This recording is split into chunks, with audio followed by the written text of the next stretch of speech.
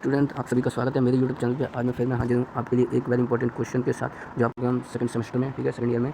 आज हम इस क्वेश्चन पर डिस्कस करें भारतीय संविधान की प्रमुख विशेषताओं का विवरण, ठीक है, जो पूछता है भारतीय संविधान की मूल विशेषताओं की विवेचना कीजिए। ठीक है गाइस, ये हर बार एग्जैक्ट क्वेश्चन आता ही आता है, तो इस बार मैंने वीडियो बना देता हूँ। ठीक है गाइस, तो शुरू करते हैं। तो फर्स्ट परिचय आपको डालना है सिंपल, जैसा मैं हर बार बताता हूँ कि भारतीय संविधान भारत के राजनीतिक व्यवस्था के लिए मूलभूत संरचना एकदम रूपरेखा प्रदान करता है, यानी कि भारत किस तरह चलेगा, ठीक है, उसमें राजनीतिक व्यवस्था कैसे चलेगी, ठीक है, उसकी मूलभूत संरचना जो है वो तैयार करता है कौन? भारतीय संविधान। ठीक है, भारत का संविधान एक आधारित संरचना प्रदान करता है, जिसके तहत इसके लोगों को शासित किया जाता है। यानी कि आधारित संरचना जैसे कि सेंट्रल गवर्नमेंट है, सेंट्रल गवर्नमेंट स्टेटों को काबू करती है, और स्टेट जो है नीचे जो कस्बे जिले होते हैं उनको काबू करती है, कस्बे जो है नीचे जाके और छोटे छोटे गाँवों को क्या है शासन करती है। तो इस प्रकार की जो प्रणाली है यही क्या है, आधार के अनुसार संरचना तैयार करती है, लोगों पर शासन किया जाता है। ठीक है, थर्ड पॉइंट में भारतीय संविधान राज्य के विभिन्न अंगों की शक्तियों, ठीक है, भूमिका एवं उत्तरदायित्व को भी परिभाषित करता है। यह एक दूसरे के साथ एवं नागरिकों के साथ भी उनके संबंधों को परिभाषित तथा विनियमित करता है। ठीक है गाइस, कहने मतलब इन अंग हैं, उनकी शक्तियाँ हो गई, शक्तियों की भूमिका हो गई, अलग अलग उत्तरदायित्व हो गए जो लोगों के, उनको भी बताता है और किस नियम के अनुसार कार्य करेगा। ठीक है, और नागरिकों के साथ जो है संबंधों को भी परिभाषित करता है। ठीक है, तो ये परिचय था। उसके बाद आगे इसकी विशेषताएं में आगे भारतीय संविधान की प्रमुख विशेषताएं, ठीक है, जिसके फर्स्ट पॉइंट में दे रखा है सबसे लंबा लिखित संविधान। देखा जाए तो ब्रिटिश संविधान की तरह अलिखित नहीं है, ये लिखित अवस्था में काफ़ी बड़ा संविधान है। ठीक है, भारत के संविधान को दुनिया का अब तक का सबसे लंबा विस्तृत संवैधानिक दस्तावेज होने का गौरव प्राप्त है। ठीक है, दूसरे शब्दों में भारत का संविधान दुनिया के सभी लिखित संविधानों में सबसे बड़ा है। अन्य देशों में जो लिखित संविधान है उनकी अपेक्षा अपना संविधान जो है वो काफ़ी बड़ा है लिखित अवस्था में। ठीक है, इसका श्रेय हमें मिला हुआ है। सेकंड पॉइंट हम देखते हैं विस्तृत संविधान क्या है। भारतीय संविधान बहुत विस्तृत तथा व्यापक है, काफ़ी बड़ा है और विस्तृत है। ठीक है, इसमें 395 अनुच्छेद हैं, 395 अनुच्छेद हैं, और साथ ही 12 अनुसूचियां हैं। ठीक है, और 2 परिशिष्ट हैं। ठीक है गाइस, 2 परिशिष्ट दे रखे हैं, और तथा इसे 22 ठीक है खंडों में विभाजित किया गया है। ठीक है, ये जो है इसकी विशालता को बताते हैं। एच.वी. कामथन ने इसकी विशालता के संबंध में कहा, इस संविधान पे गर्व है कि हमारा संविधान विश्व का सबसे विशालकाय संविधान है। ठीक है गाइस, तो ये एक संरचना हो गई।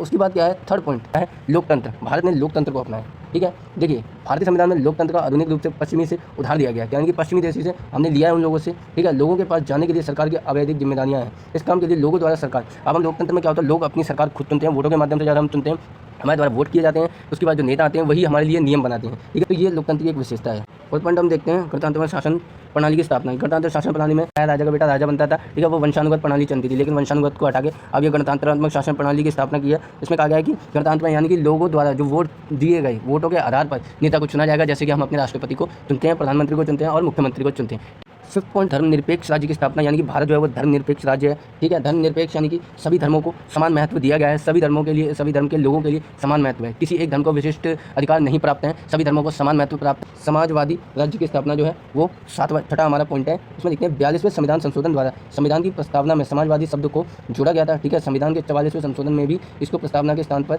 दिया गया था। ठीक है, जिसका उद्देश्य भारत में समाजवादी राज्य की स्थापना करना है। ठीक है, यानी कि 43वें 44वें संविधान संशोधन में इसको जोड़ा गया था समाजवादी राज्य को, यानी कि समाज के अनुसार समाजवादी राज्य चलेगा, समाजवादी विचारधारा को हम मानेंगे। 7 पॉइंट में क्या है, कुछ मौलिक अधिकार। मौलिक अधिकार कुछ जो है जो हमें सरकार द्वारा दिए गए हैं। ठीक है, जैसे कि लोगों के मौलिक अधिकार है। फर्स्ट है समानता का अधिकार। संविधान में लिखा हुआ है कि सभी लोगों का समानता, समान व्यवहार किया जाएगा, समानता इक्वलिटी होगी। ठीक है, स्वतंत्रता का अधिकार, यानी कि आप देश में कहीं भी जाके आप स्वतंत्र तो, ठीक है, जम्मू कश्मीर से लेकर आप कन्याकुमारी, वेस्ट बंगाल से गुजरात तक आप पूरे देश में कहीं भी घूम सकते हो, कहीं भी खा सकते हो, कहीं भी रह सकते हो। ठीक है, ये स्वतंत्रता है। और उसके बाद क्या, धार्मिक स्वतंत्रता का अधिकार। धार्मिक स्वतंत्रता का अधिकार ये है, ठीक है, आप देख सकते हैं जैसे कि हमारे भारत में, ठीक है, मंदिर हैं, मस्जिद है, ठीक है, और बौद्ध धर्म के मठ हैं, ठीक है, कई हैं। तो यानी कि आप अपने धर्म का जो प्रचार, सभी के लिए सभी अपने धर्म का प्रचार प्रसार कर सकते हैं। ये क्या है, मौलिक अधिकार में दे रखा है। आपको जो धर्म पसंद है आप अपने धर्म के अनुसार धर्म में रह सकते हैं। ठीक है, मौलिक अधिकार पे आते हैं जो है सांस्कृतिक व शिक्षा का अधिकार। तो आप जो चाहें वो संस्कृति अपना सकते हैं। ठीक है, और शिक्षा का अधिकार, आप किसी भी कॉलेज, स्कूल, शैक्षिक संस्थान कुछ भी हो, आप जहाँ शिक्षा प्रदान करना चाहते हैं वहाँ आपको शिक्षा का अधिकार है। आपको कोई जाति, धर्म या लिंग के आधार पर कोई नहीं निकालेगा। ठीक है, सबको समान अधिकार है।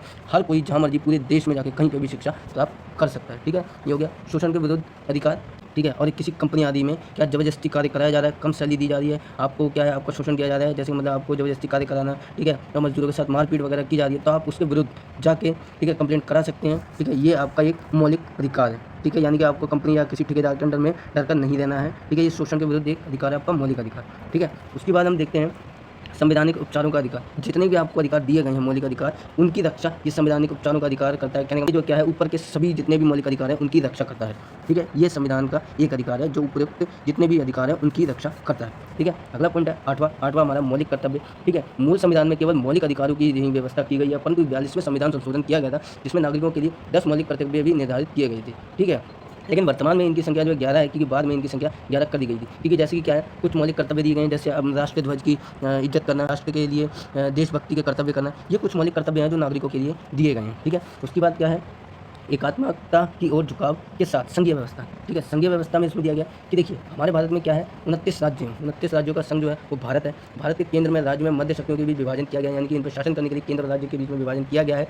ठीक है, इस हेतु ठीक है 3 सूचियाँ बनाई गई हैं, एक संघीय सूची है, एक राज्य सूची है, एक समवर्ती सूची है। ठीक है, अपशिष्ट विषयों पर कानून बनाने का अधिकार संसद को प्राप्त होता है। ठीक है, केंद्र तथा राज्यों के मध्य उत्पन्न विवादों का समाधान सर्वोच्च न्यायालय को प्रदान की गई शक्ति। ठीक है, यानी कि केंद्र और राज्य के बीच कोई बात होती है तो उसको क्या है, हमारा न्यायालय संभालेगा। ठीक है, और बाकी के जो अपशिष्ट विषय को कानून बनाने का अधिकार किसको प्राप्त है, संसद को प्राप्त है, समर्थन पूर्णता होगा तो। ठीक है, उसके बाद कहता है संप्रभुता संपन्न लोकतांत्रिक गणराज्य। ठीक है, इसमें क्या है, हमारे संविधान का प्रमुख लक्षण सर्वप्रभुत्व लोकतांत्रिक गणराज्य की स्थापना है। इसे सर्वप्रभुत्व संपन्न इसलिए कहा जाता है क्योंकि इसकी संप्रभुता किसी विदेशी सत्ता में निहित नहीं होकर भारत की जनता में निहित है। ठीक है, बाहरी नियंत्रण की अपेक्षा ये अपनी आंतरिक नियंत्रण में होता है। जैसे कि क्या है, भारतीय लोकतंत्र की स्थापना हुई थी, शासन जनता के हाथों में सुरक्षित है क्योंकि शुरू से ही प्रजातंत्र क्या है यहाँ पे आया हुआ है। ठीक है, और आज भी लोकतंत्र में हम देखते हैं, हम अपनी सरकार चुनते हैं, उसके अनुसार ही शासन होता है। ठीक है, नीति के निर्देशक तत्व। ठीक है, इसमें हमारे संविधान के निर्माताओं को एक ऐसे संविधान की संरचना परिकल्पना की थी जो मानव मात्र के लिए कल्याण परख हो। ठीक है, लोगों के लिए कल्याण करे, और संविधान के भाग में इस नीति निर्देश तत्व का उल्लेख किया गया है। यद्यपि इन नीति निर्देश तत्वों को लागू या कुछ तत्व दिए गए हैं जिससे मानव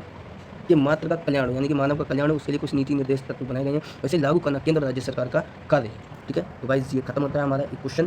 please like, share and subscribe.